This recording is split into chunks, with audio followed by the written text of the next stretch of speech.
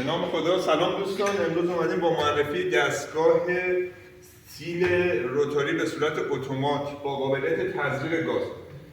این دستگاه با توانایی تولید 800 الی 900 ضرب بسته‌بندی در ساعت رو داره.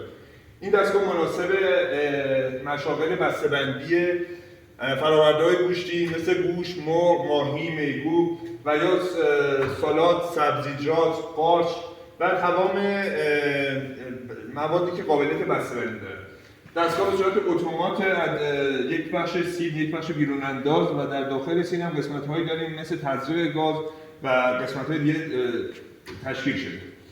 نحوه کار دستگاه اینه که بعد از اینکه دستگاه رو روشن می‌کنیم، اپراتور، حالا ما اینجا سالاد داشتیم، سالاد یا هر محصولی که داره رو میذاره و دکمه فعاله رو میزنه. دستگاه شروع به عملکرد میکنه.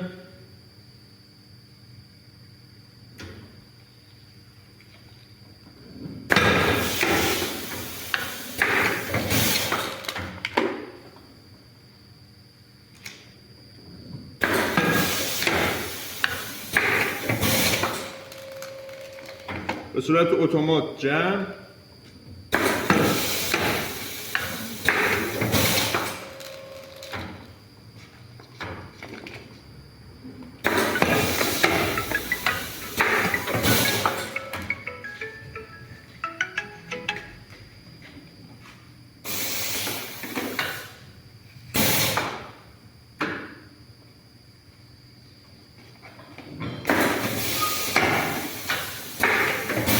کیفیت بسته‌بندی رو شما ملاحظه می‌فرمایید.